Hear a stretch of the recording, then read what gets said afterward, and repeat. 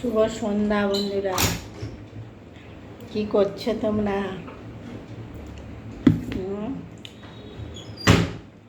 রান্না বান্না হচ্ছে? যাব? বলো যাব? ঠিক আছে, দাঁড়াও যাচ্ছি। কার বাড়িতে যাব বলো? না তোমরা আমার বাড়িতে আসবে? বলো বন্ধুরা, তোমরা আমার বাড়িতে আসবে? ওই রকম আমি চা খাচ্ছি। এগুলো সে কী বলে, ছেলে খায়, সকালে কিছু খেয়ে যায় না, এসব খেয়ে যায়। তাও সব দিন হয় না। কি বলে এগুলোকে, কী জানি, নাম দাম জানি না, খাই না, নাম জানি না। কি বলে ওটাকে?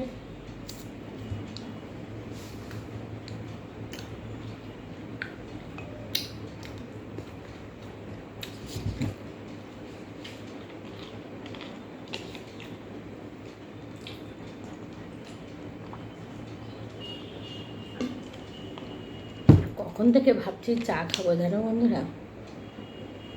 কতগুলো শাড়ি ভাঁজ করলাম, করে প্যাকেটে করলাম, এখনও দুটো ওখানে, কতগুলো ব্লাউজ গুছিয়ে রাখলাম, গুছানো হয়নি, এমনি এক জায়গায় করে রেখেছি, আলমারিতেই রেখেছি, পরে গুছাবো।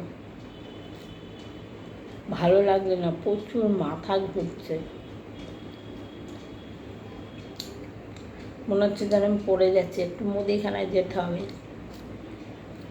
আটা আনবো বলে, কিন্তু আমার সাহস হচ্ছে না।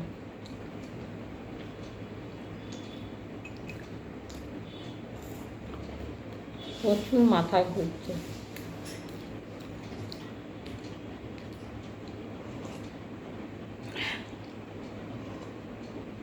তারপরে সুগার ফ্রি নেই এখানে বন্ধুরা, বড়টা পাওয়া যায় না, এইটুকখানে 40 টাকা দাম নেয়, কিন্তু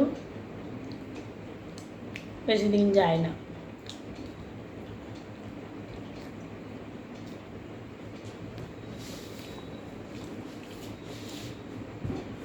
এই গরমের মধ্যেও তাও ধরো আমি 3বার চা খাই গরমে, তা 3টে করে।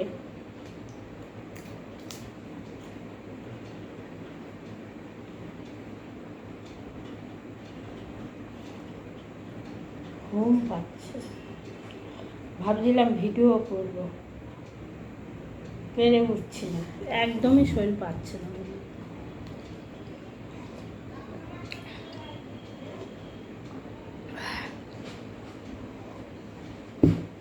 চাটা খেয়ে রান্নাঘরে কাপটা রেখে এসে একটু শোবো,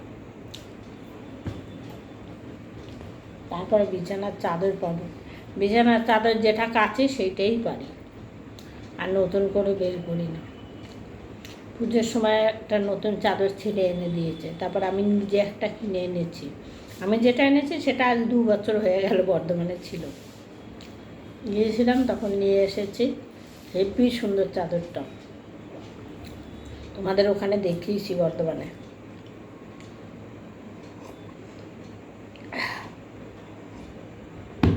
পাচ্ছি না শুধু ওই বদমাসটার জন্য, ছিঁড়ে ফেলবে, আর নতুন জিনিস দেখলেই বেশি চিবই।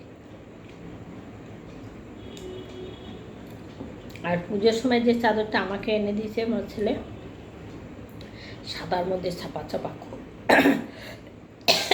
খুবই সুন্দর।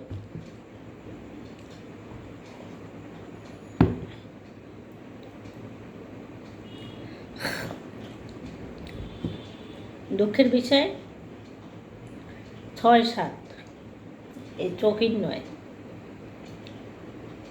6-7, ওই জন্য অত বড় চাদর। তারপরে তোমার অত সুন্দর জিনিসটা ভাঁজ করে দিলে কেমন লাগবে বলো, ওই জন্য পারিনি। এই চোখের চাদরে এই যে একটা দিয়ে রেখেছি জানলাতে, জানলার পর্দাটা ছিঁড়ে গেছে, এ ছেলে একটা বড় চাদর দিয়েছিল, সেই চাদরটা আমি খুলে নিয়েছি, দিয়ে এই চাদরটা আমি ভাঁজ করে লাগিয়ে দিয়েছি।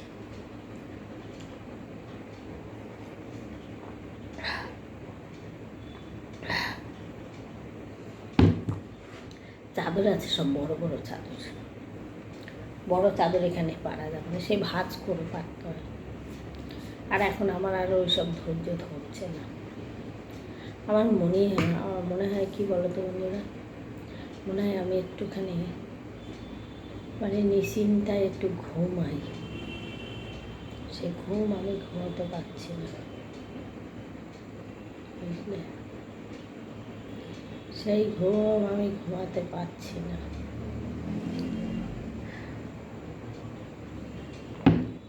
কেউ আমায় ডাকবে না।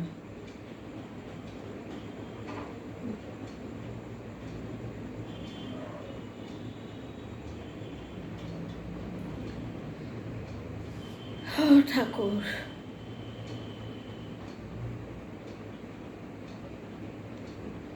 আচ্ছা বন্ধুরা, মরা মানুষ স্বপ্নে দেখলে কি হয় বলো তো? মাঝে মাঝে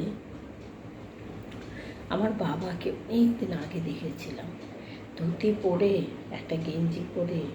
আমার বাবা খুব লালটুস দেখতে ছিল। আমি দেখিনি বলতে আমি তো জানি না, তখন আমি খুবই ছোট, তখন আমার বাবা মারা গেছে।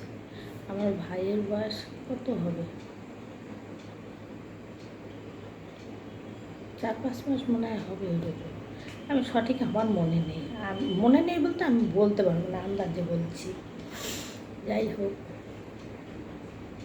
মনে হয় দেখি আমার বাবা এসছে, আমায় দেখে দেখে চলে যায় বাবা, চলে যায়। এই 3-4 দিন আগে আমার মা এসেছে। মা এসে আমার শরীর খারাপ হলেই আমার মাকে আমি স্বপ্ন দেখতে পাই।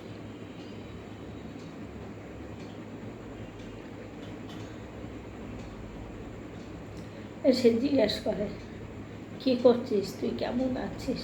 ও মাথার কাছে এসে দাঁড়িয়েছে, এই দরজা দিয়ে ঢুকেছে, আবার এই দরজা দিয়েই বেরিয়ে চলে গেছে।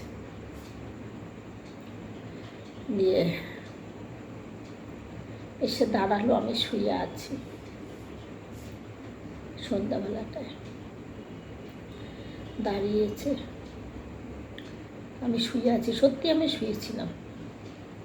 দিয়ে জিজ্ঞেস করছে, দাঁড়িয়ে ঢুকি সঙ্গে সঙ্গে জিজ্ঞাসা করছে, কিরে তুই কেমন আছিস, আগের থেকে ভালো আছিস? আমি আবার হ্যাঁ বলেছি, হ্যাঁ ভালো আছি। আবার বসতে বলেছি, বলছে না বসবো না, আমি এক্ষুনি চলে যাব, আমি শুধু তোর সঙ্গে দেখা করতেছি। এই 2-3টে কথা বলেছে। দিয়ে বন্ধুরা আমি তাকালাম, তাই তো মাকে দেখতে পেলাম, মা কোথায় গেছে না। আমি প্রায় দিনই মনে হয় মা এসছে, ওর বাবা এসছে, ওর বাবা কোথাও এসে বসে আছে, এরকম মনে হয়, জানো তো বন্ধুরা। কিন্তু তখন এদিক ওদিকে তাকাই, কিচ্ছু দেখতে পাই না। এটা কি আমার মনের ভুল নাকি আমি জানি না, সব সময় চিন্তা করি তার জন্য নাকি বলতে পারছি না।